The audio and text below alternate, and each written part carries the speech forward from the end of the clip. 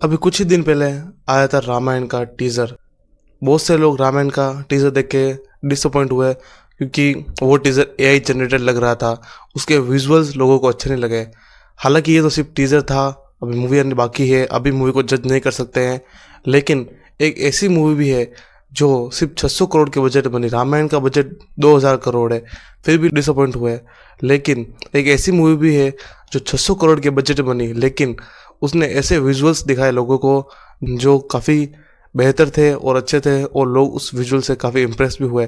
मैं बात कर रहा हूँ कल की मूवी की। कल की हमारे इंडिया की one of the best movie में से एक है, और उसके वीएफएक्स की बात करें तो वो भी एक नंबर है, जिसके सेकंड पार्ट की शूटिंग अभी स्टार्ट हो चुकी है, और आज हम इसी का ब्रेकडाउन करेंगे। तो वेलकम दोस्तों, आरएल ब्रेकडाउन। कल की 2898 ने भारत में एक नया इतिहास रच दिया। इस मूवी के क्लाइमेक्स में कुछ ऐसी चीज़ें हुई जिन्होंने कल की 2 की नींव रख दी। जैसे क्या सुमिति वाकई में विष्णु भगवान के अवतार कल्कि को जन्म दे पाएगी, या फिर कर्ण और अश्वत्थामा मिलकर यास्किन को हरा पाएंगे, और आखिर यास्किन का अंतिम लक्ष्य क्या है, इसका हम फुल ब्रेकडाउन करेंगे। फिल्म के हमने क्लाइमेक्स में देखा था कि भैरव, जो असल में महाभारत के योद्धा कर्ण का पुनर्जन्म होता है, उसको एंड में अपनी सारी पावर्स वापस मिल जाती है। दूसरी ओर अश्वत्थामा, जो हजारों वर्षों से कल के अवतार की रक्षा करने की प्रतीक्षा कर रहा था, वो सुमिति की रक्षा करने के लिए मिशन पर चला जाता है।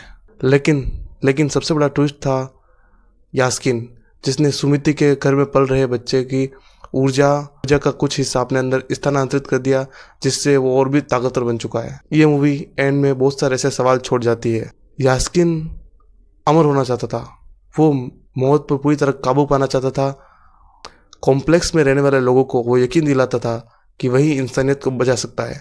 क्योंकि उसने दिव्य ऊर्जा का हिस्सा हासिल कर लिया है, तो वो कल की 2 में गॉड लेवल पावर दिखाया जा सकता है।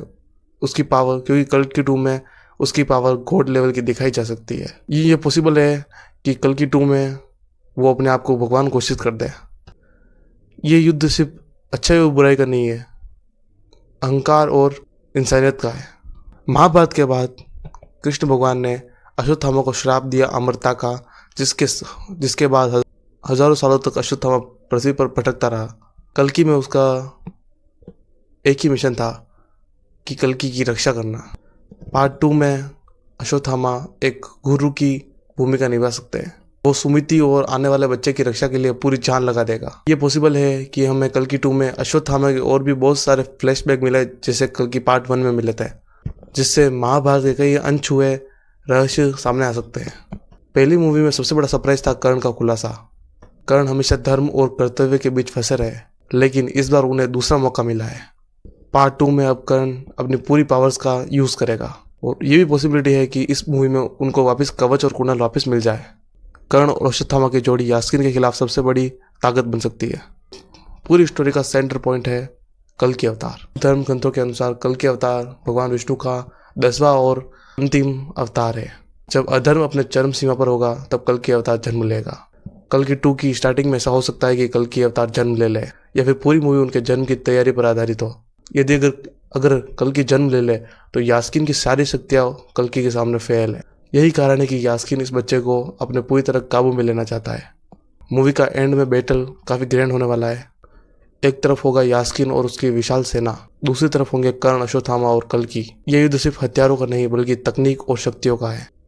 इस मूवी में यह हो सकता है कि यास्किन पूरी पृथ्वी को अपने नियंत्रण में लेने की कोशिश करे, लेकिन एंड में कल के अवतार अधर्म का विनाश करेगा, ठीक वैसे ही जैसे पुराणों में बताया गया था।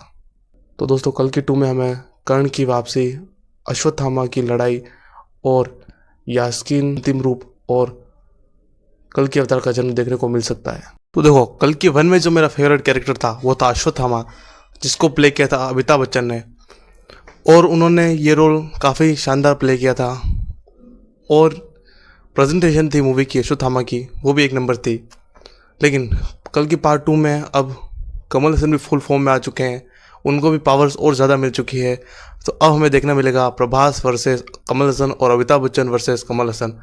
कल की 1 में हमें देखने को मिला था प्रभास वर्सेस अमिताभ बच्चन, लेकिन इस मूवी में कमल हसन वर्सेस अमिताभ बच्चन एंड प्रभास। और प्रभास को भी कर्ण वाली पावर मिल चुकी है कल्कि 1 की एंडिंग में, तो लड़ाई टक्कर की होगी। अब बात करते हैं इस मूवी के कास्ट की।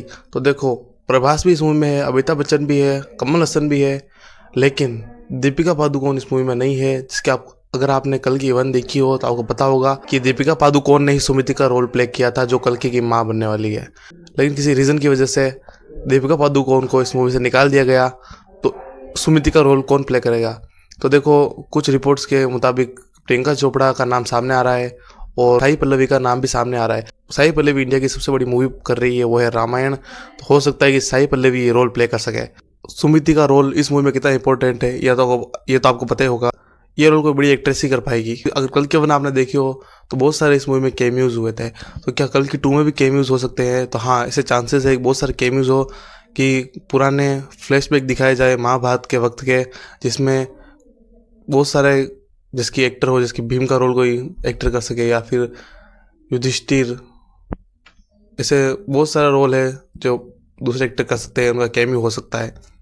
कल्कि 1 में एक ऐसी मिस्टीरियस चीज़ थी जो आप सबने देखी होगी कि भगवान श्री कृष्ण का रोल किसने किया, क्योंकि उनका अभी तक फेस रिवील नहीं हुआ है। अगर श्री कृष्ण का भी फेस रिवील नहीं हुआ है कल्कि 1 में, तो इसका मतलब यही है कि ये रोल कोई बड़ा एक्टर ही प्ले करेगा। तो इस मूवी में हो सकता है कि इनका फेस रिवील हो जाए और पता चल जाए कि कौन बनेगा श्री कृष्ण। आपको क्या लगता है कौन बनेगा श्री कृष्ण इस मूवी में? अब आप देखोगे तो हमारे इंडिया में जो 2026-27 में आने वाली मूवीज़ है, वो सारी बड़ी बड़ी मूवीज़ आने वाली है। रामायण देख लो, आप कल्कि देख लो, या आप वाराणसी देख लो, एक से एक बढ़कर मूवी आने वाली है। मैं तो बहुत एक्साइटेड हूँ। अब बात करते हैं कल्कि मूवी में ऐसा क्या था जो कल्कि 2 में नहीं होना चाहिए। तो कल्कि 1 में जो प्रभास को कुछ कॉमेडी करने के लिए दी थी, वो चीज़ कल्कि 2 में नहीं होनी चाहिए। पूरा सीरियस होना चाहिए, तभी मज़ा आएगा। प्रभास एक एक्शन हीरो के तौर पर एक मास हीरो है, उसके ऊपर ये कॉमेडी सूट नहीं करती, उसके ऊपर एक्शन और सीरियस लुक उसके ऊपर खतरनाक लगता है। तो इस मूवी में वो वाली चीज़ होनी नहीं चाहिए, बाकी मज़ा बिगड़ जाएगा।